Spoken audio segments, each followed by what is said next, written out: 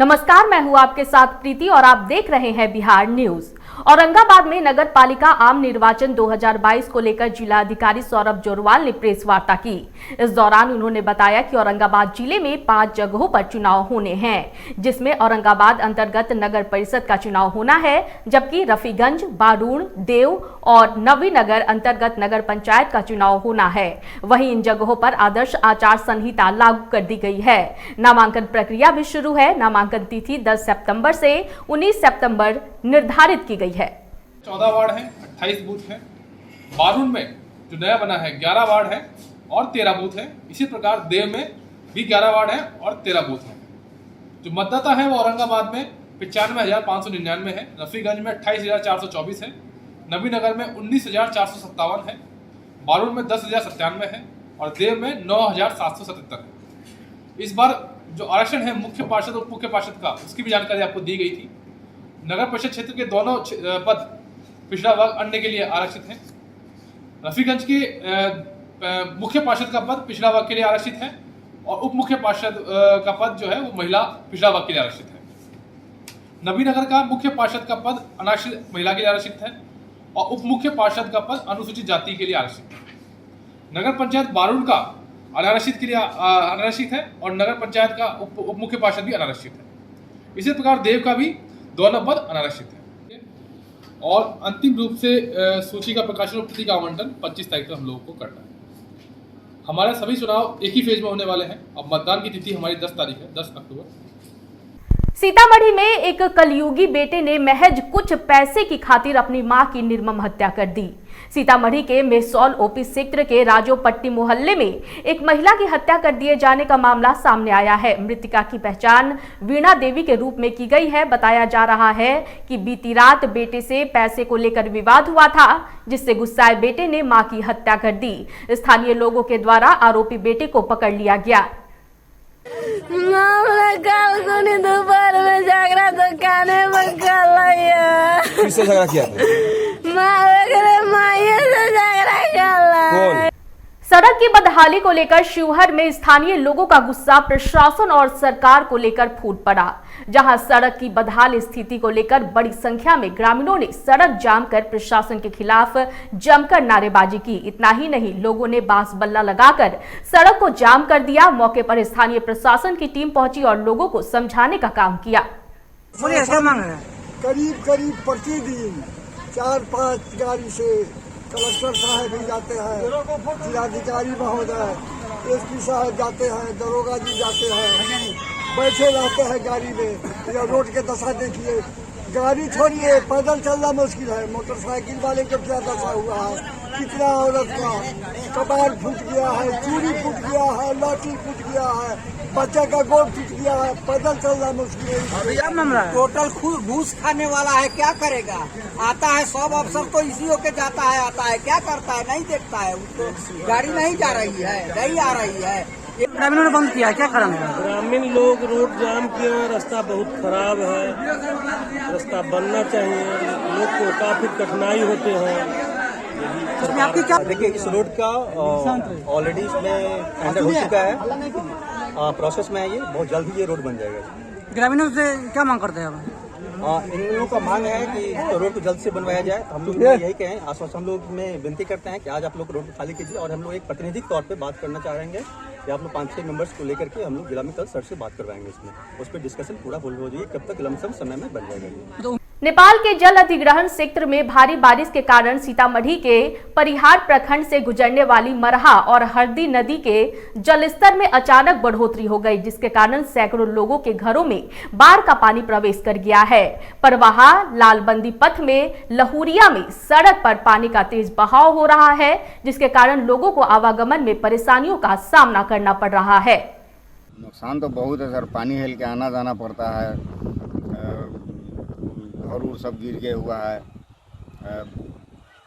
पूरा खेत खलियान यानी खेत उत का सबका रास्ता ये आने धान उन सब धो गया हुआ है।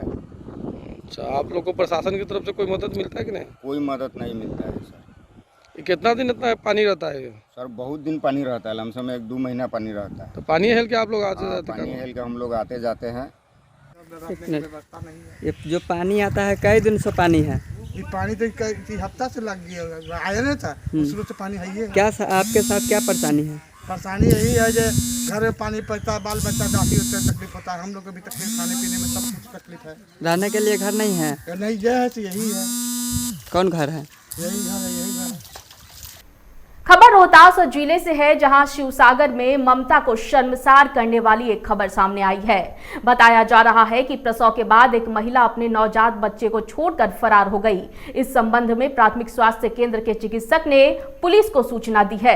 ये जो महिला थी 10 तारीख को शाम को 7 बजे एडमिट हुई लेबर पेन के साथ, और 7:30 बजे उसका डिलीवरी भी हुआ। बच्चा और मदर दोनों स्वस्थ थे, और जो रूटीन चेकअप होता है दोनों स्वस्थ मिली। और उसका हम लोग जब वार्ड राउंड कर रहे थे लगभग 1-2 बजे हम देखें तो मदर नहीं थी। तो हमको लगा कि मदर हो सकता बाथरूम गई होगी, तो हम फिर अपने डॉक्टर रूम आ गए। उसका तो फिर हमने लगभग 3 बजे के आसपास गए, फिर भी मदर नहीं मिली। तो उसके बाद फिर सुबह तक थोड़ा वेट किए। उसके 4 बजे के आसपास हमने थाना को बाई अपने गार्ड को थोड़ा इन्फॉर्म किया। कटिहार जिले के रोसना ओपी पुलिस ने मद निषेध चेक पोस्ट के सभी पश्चिम बंगाल की ओर से आ रही वाहनों की शराब होने की आशंका पर तलाशी ले रही थी।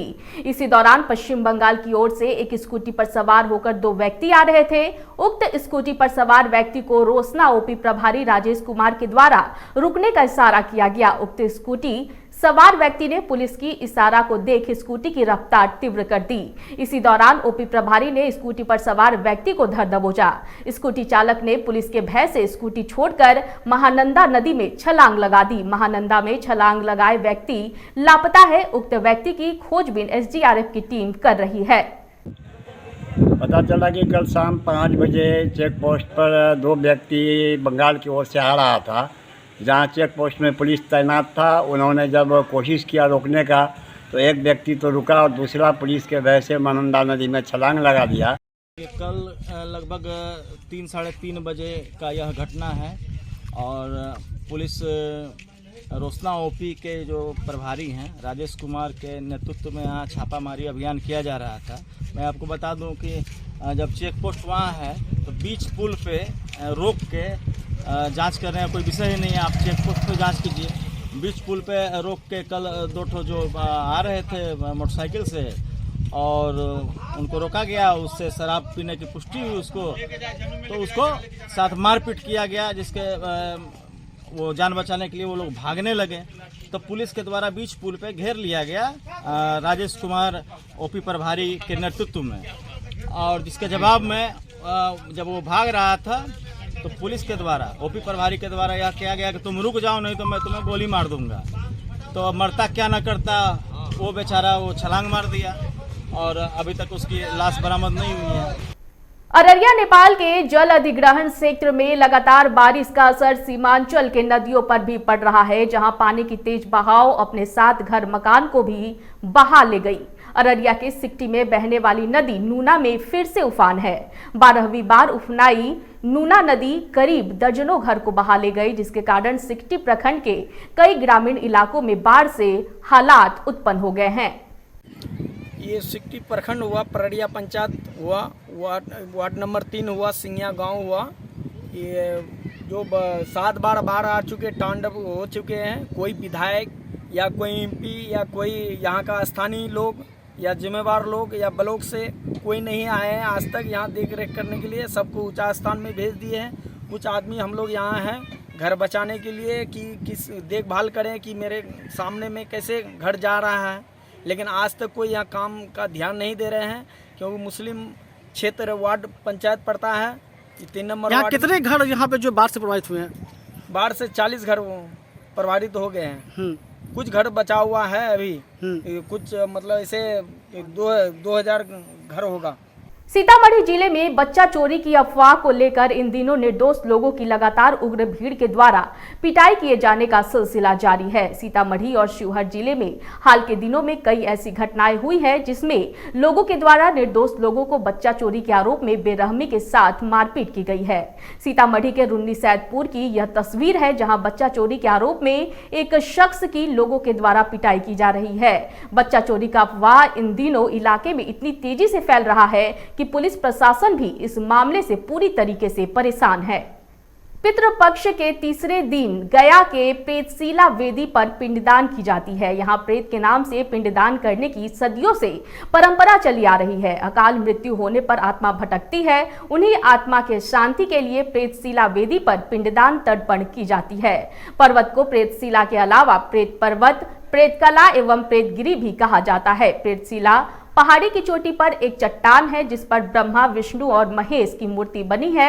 श्रद्धालुओं द्वारा पहाड़ी की चोटी पर स्थित इस चट्टान की परिक्रमा करके उस पर सत्तू से बना पिंड उड़ाया जाता है।